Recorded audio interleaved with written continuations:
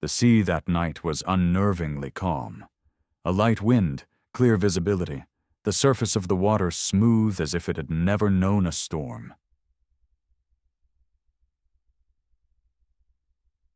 Three fishing trawlers moved quietly through familiar waters, each crew doing exactly what they had done countless times before.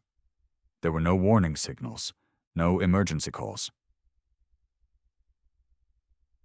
No reason to stop, or to suspect that anything was wrong.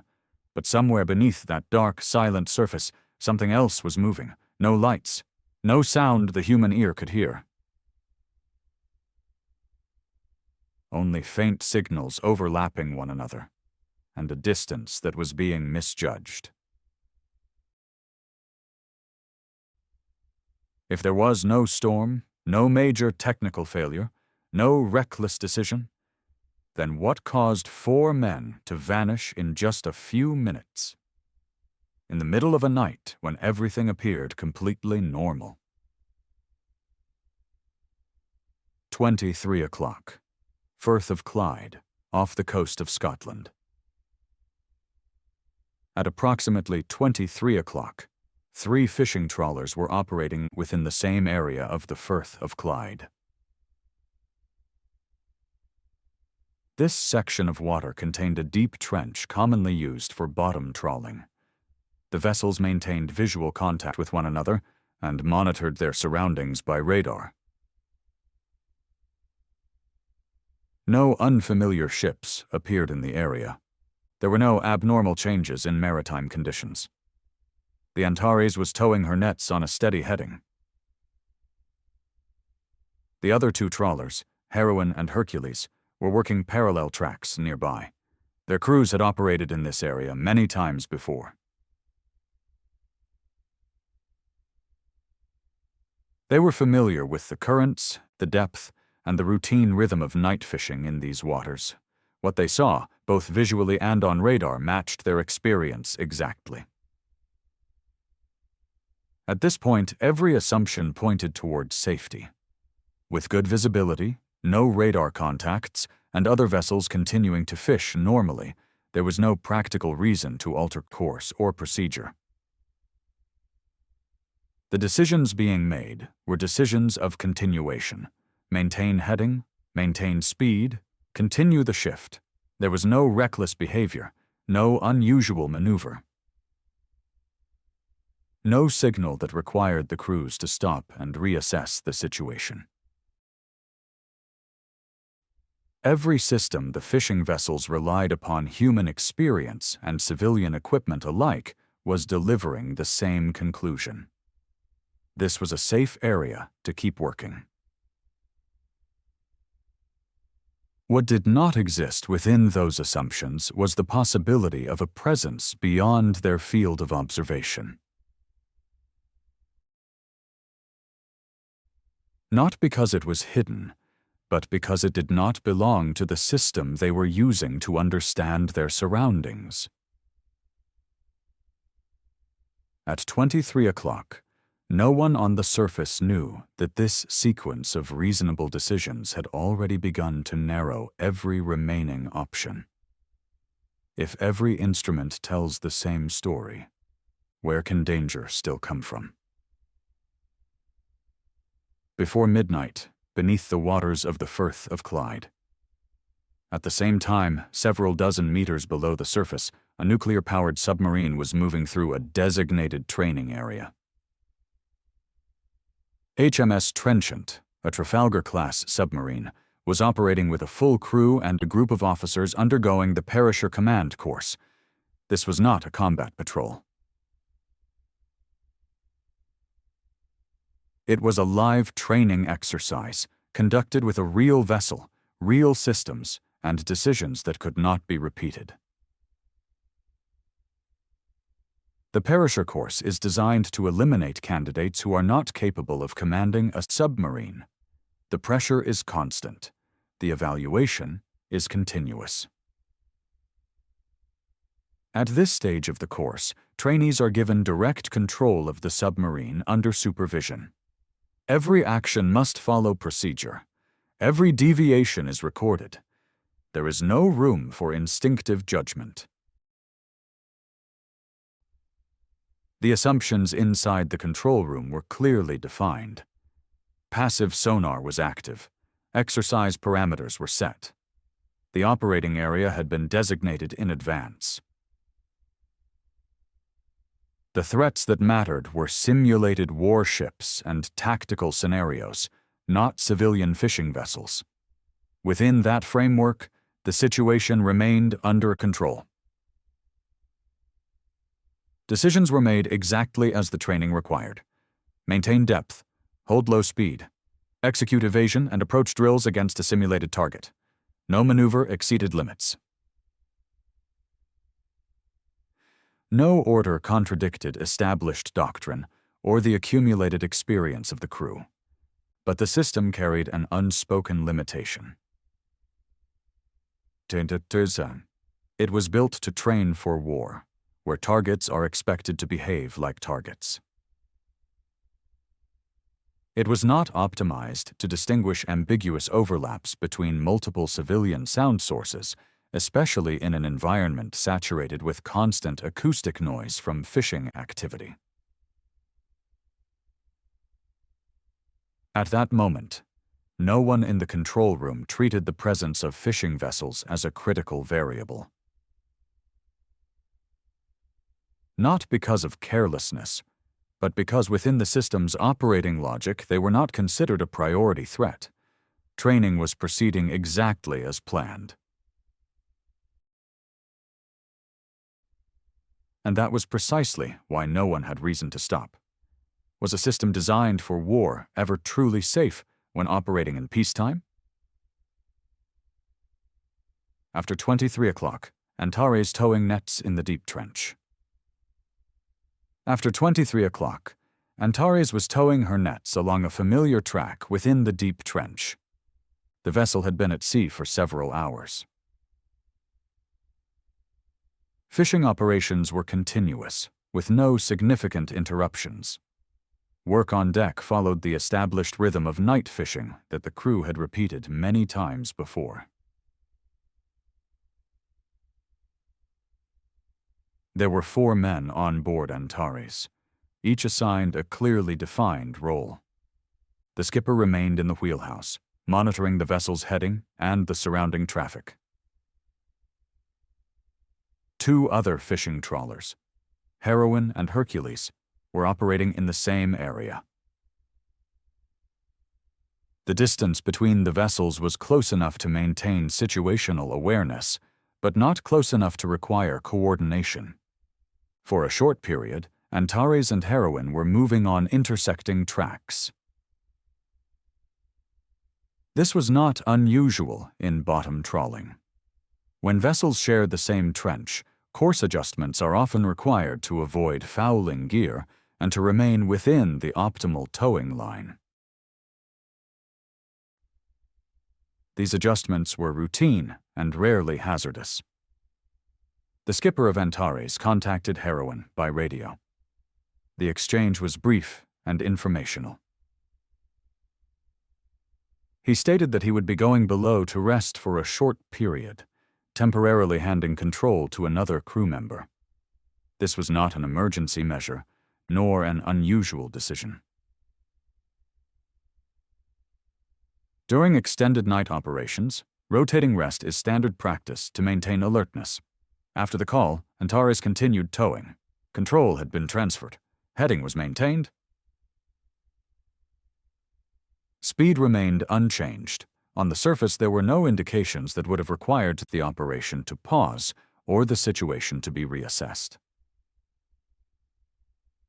Approximately 10 minutes later, from Heroine's position, Antares was observed altering course, turning to starboard to resume her northwest towing line.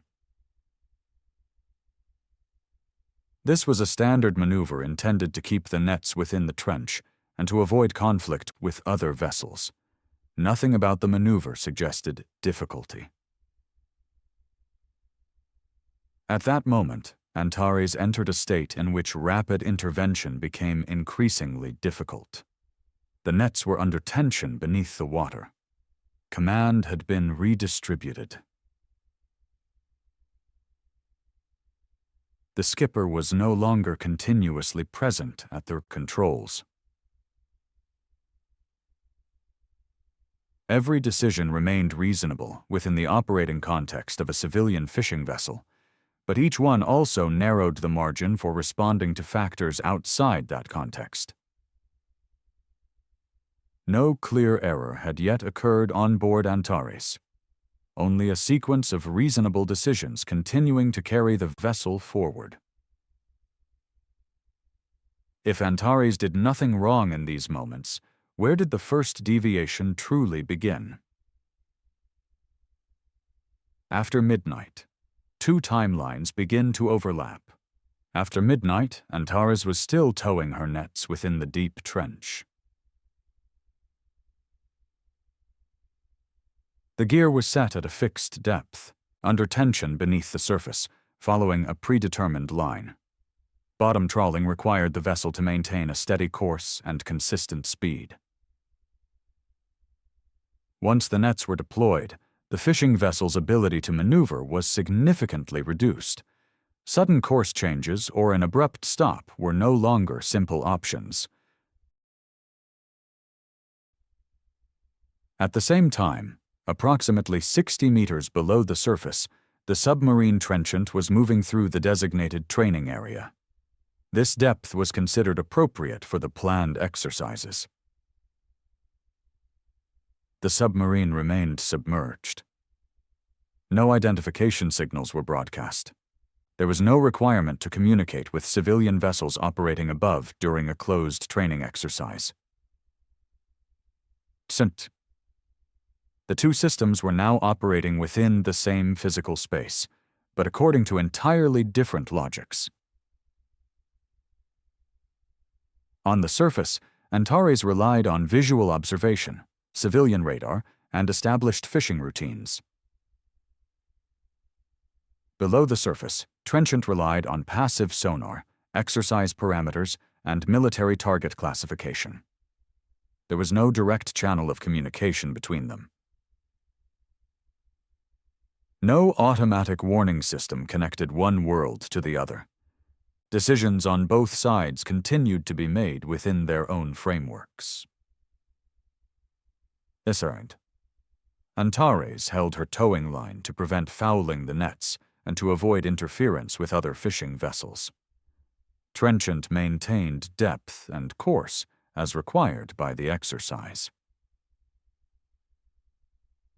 Neither side had a reason to alter its behavior. During this period, the physical distance between the two vessels was steadily decreasing, yet neither side fully perceived it. From Antares, no indication appeared on radar. From Trenchant, sonar signals began to overlap within an environment saturated by continuous acoustic noise, but not clearly enough to be classified as abnormal. At this stage, the risk no longer resided in a single decision, but in the simultaneity of many reasonable ones. Each system continued to function smoothly within its own limits, while the gap between those systems quietly widened. Two worlds were now overlapping, without recognizing one another. At this moment, no one had enough information to stop, and no one had been assigned the responsibility to ask the question. When two systems coexist without being designed to understand each other, who is responsible for the space in between? Shortly after midnight, inside Trenchant's sonar room, at a depth of approximately 60 meters, the submarine's passive sonar began registering multiple contacts at the same time. Signals appeared on the display, classified by intensity and acoustic characteristics. In an area with active fishing, this was not unusual. The acoustic environment was already complex. Among those contacts, one signal began to stand out. Its sound grew stronger, steady, persistent. According to the system's interpretation, it was treated as a single target. In reality, it was the overlap of two separate sound sources, the propeller of a fishing vessel and the steel cables of trawl gear being dragged under tension. Passive sonar does not provide precise range. It measures intensity. When the signal reached approximately 35 decibels, it indicated that the source was very close. But close, in sonar terms, does not mean a fixed position. Distance still had to be inferred. Assumptions were applied immediately. In a training context, a stable contact is typically interpreted as a single vessel. There was no clear indicator that two separate objects were occupying the same acoustic space. The system did not flag an error. Procedure did not require a pause for deeper verification at this stage. A decision was made based on what was visible on the display. An order was given to alter course in order to increase separation. It was a correct response according to doctrine, consistent with training logic. But the timing of that decision had already been delayed by the ambiguity of the data. As the submarine's bow began to turn, sonar registered the signal changing faster than expected. The intensity did not drop. The bearing did not open. Actual distance was continuing to close, but the system could not express that clearly. At this point, control was no longer entirely in human hands. Actions were still being taken, but every option was constrained by incomplete information. No new data appeared that would justify reversing the decision. No warning was strong enough to force a full stop. 35 decibels. Too close to correct. If the system shows only half the truth, who is responsible for the other half? 2:19. The point of no return. At that moment, Antares' trawl gear was under full tension. The nets were set deep in the trench. The vessel was no longer free to maneuver. Every movement of Antares was constrained by the force pulling from behind. Below the surface, the submarine's motion introduced a sudden external force into the trawl system. There was no prior warning. No surface alert. In an instant, the entire load transferred into the steel cables. The nets were violently pulled taut. Antares was dragged backward. The hull rolled to starboard. On deck, stability was lost almost immediately. There was no time to assess, no time to follow procedure. Water began flooding into the wheelhouse through open points. The vessel lost stability rapidly. Under these conditions, transmitting a distress call was no longer a viable action. No mayday was sent. No external communication was made. All remaining actions were reflexive. Engines were engaged. Attempts were made to reduce tension. Efforts to break free from the snag followed. But once the nets were being pulled by a mass far greater than the vessel itself, those actions could not change the outcome. Antares rolled fully to starboard and began to sink. Time was measured in seconds. There was no opportunity to correct, no second cycle, no call for help. After 2:19, beneath the surface. After the impact, the submarine slowed. Power was reduced. On sonar, the abnormal signals gradually faded. What remained fit a familiar scenario. The submarine had fouled fishing gear. Inside the control room, that interpretation was not disputed. Submarines becoming entangled in fishing nets was not unheard of in waters with heavy trawling activity. There was no collision alarm. no indication that a surface vessel was in distress. The submarine rose to periscope depth to survey the surrounding area. On the surface, 2 fishing vessels were still operating normally. There were no distress lights, no emergency radio calls. No visible signs of disruption from that position. Those observations reinforced the initial assumption. If a fishing vessel had suffered a serious accident, a distress signal should have followed.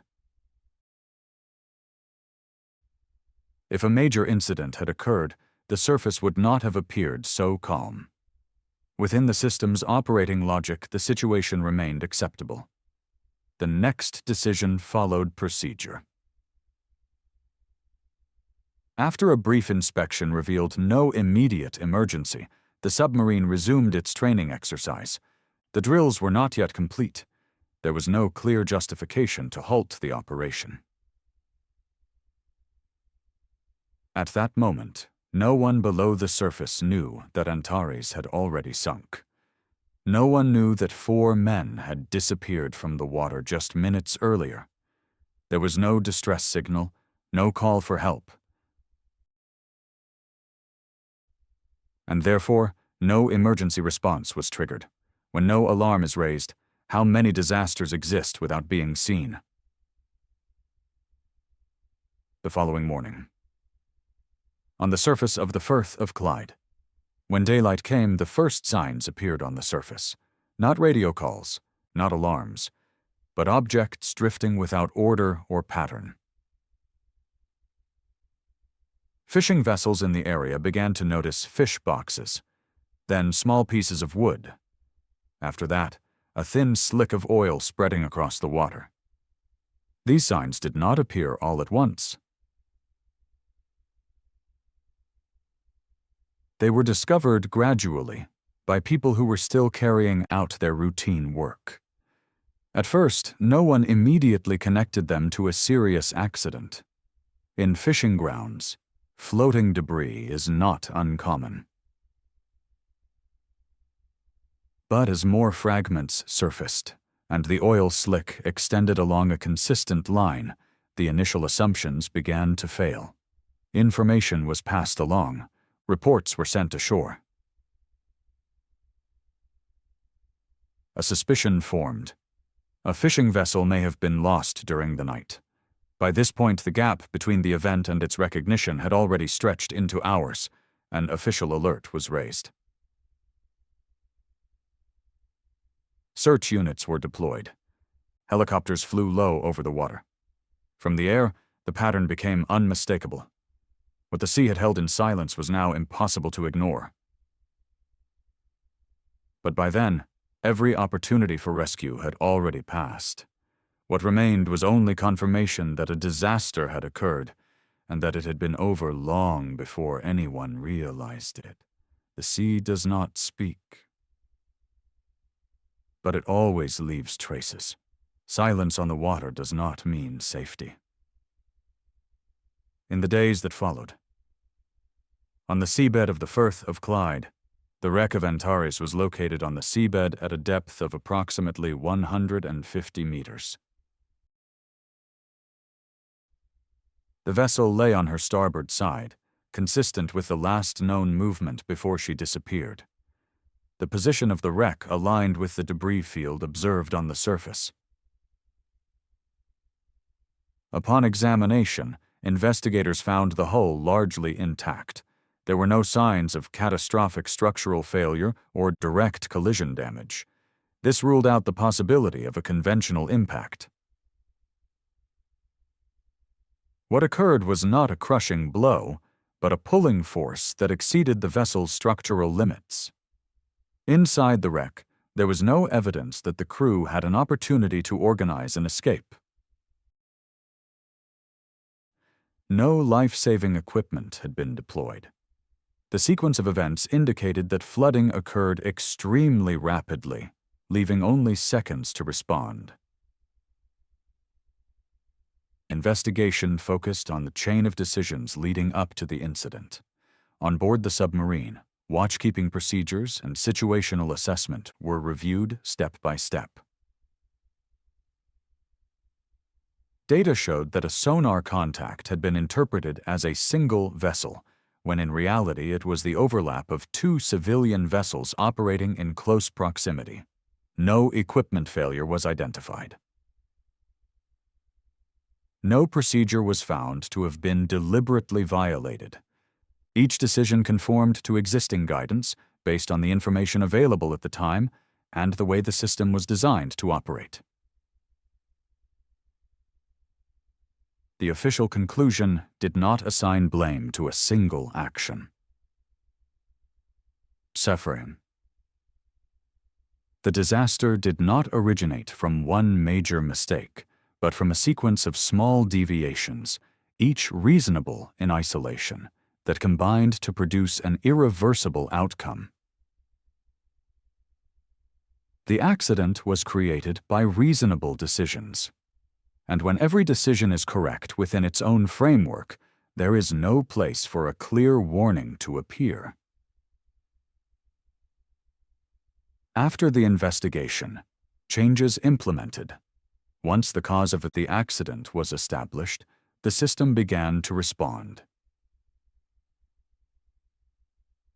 Not on the surface that night, but in meeting rooms, formal reports, and revised operating procedures. The required separation distance between submarines and fishing vessels was increased. The previous standard was no longer considered sufficient. A wider buffer zone was introduced to provide additional reaction time in situations where sonar cannot deliver a complete picture. Training procedures were also revised. Exercises were no longer conducted in total isolation. Civilian maritime activity was formally incorporated into situational awareness requirements. Contact assessment could no longer rely solely on military logic, but had to account for overlapping non-military sound sources. During subsequent training operations, surface vessels were required to be present. Their role was not to participate in the exercise itself, but to monitor the surrounding environment, adding an independent layer of observation beyond what submerged sonar could provide. A gap that had existed between two worlds was filled by human oversight and intermediary assets. These changes were not driven by theory. They were driven by the fact that one vessel now rested on the seabed and 4 men did not return home. The system adjusted only after the outcome had become irreversible. None of these measures were considered radical. All would have been reasonable if applied earlier. But within large organizations, safety margins are often expanded only after they have already been breached. Regulations always follow disaster. The legacy of Antares. When everything is over, the sea returns to its original state. No unusual movement, no signals, no sound that hints at what happened during the night. Antares did not sink because of a storm, not because of a catastrophic technical failure. She disappeared in the gap between systems that were all believed to be sufficient. The wreck of Antares was displayed for years, standing as a silent record. A memorial plaque now rests along the shoreline, bearing the names of the 4 men who never returned.